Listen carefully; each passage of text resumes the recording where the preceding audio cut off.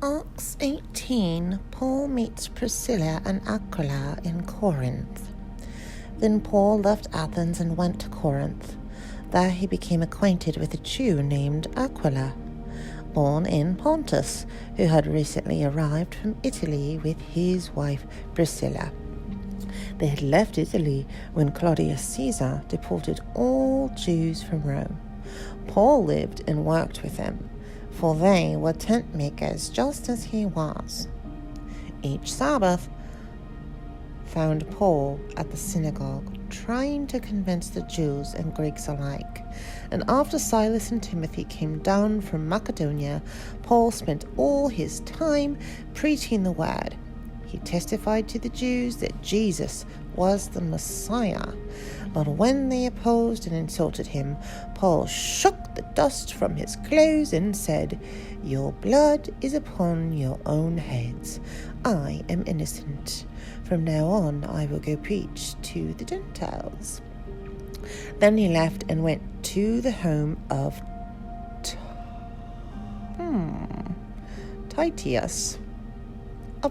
Titius, Justus, a Gentile who worshipped God and lived next door to the synagogue.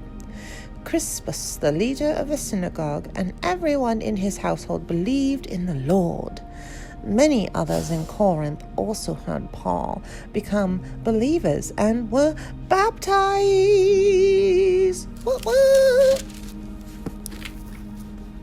One night the Lord spoke to Paul in a vision and told him, "Don't be afraid, speak out, don't be silent, for I am with you, and no one will attack and harm you, for many people in this city belong to me."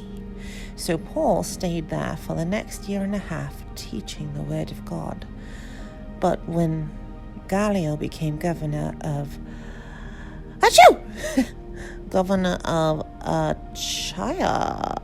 Achaia, some Jews rose up together against Paul and brought him before the governor for judgment. They accused Paul of persuading people to worship God in ways that are contrary to our law. But just as Paul started to make his defense, Gallio turned to Paul's accusers and said, "Listen, you Jews, if this were a case involving some wrongdoing or a serious crime, I would have a reason to accept your case. But since it is merely a question of words and names in your Jewish law, take care of it yourselves. I refuse to judge such matters." And he threw them out of the courtroom. The crowd then grabbed Sosthenes, the leader of the synagogue, and beat him right there in the courtroom. But Gallio paid no attention. Paul returns to Antioch of Syria. Paul stayed in Corinth for some time after that, then said goodbye to the brothers and sisters and went to nearby Centria. There he shaved his head according to Jewish custom, making the end of a vow. Then he set sail for Syria, taking Priscilla and Aquila with him. They stopped first at the port of Ephesus, where Paul left the others behind. While he was there, he went to the synagogue to reason with the Jews. They asked him to stay longer, but he declined.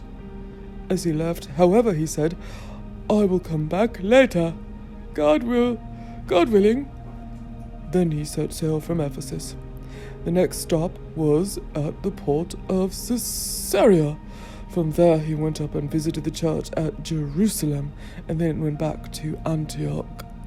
After spending some time in Antioch, Paul went back through Galatia and Phrygia, visiting and strengthening all the believers. Apollos instructed at Ephesus.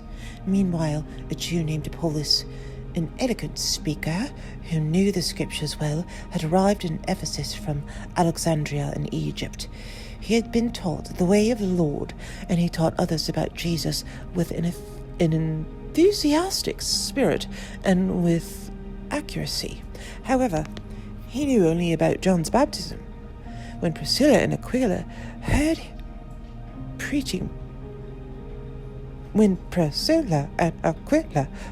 him preaching boldly in the synagogue, they took him aside and explained the way of God even more accurately. Apollos had been thinking about going to Achaia, and the brothers and sisters in Ephesus encouraged him to go. They wrote to the believers in Achaia, asking them to welcome him. When he arrived there, he proved to be of great benefit to those who, by God's grace, had believed. He refuted the Jews with powerful arguments in public debate. Using the scriptures, he explained to them that Jesus was the Messiah.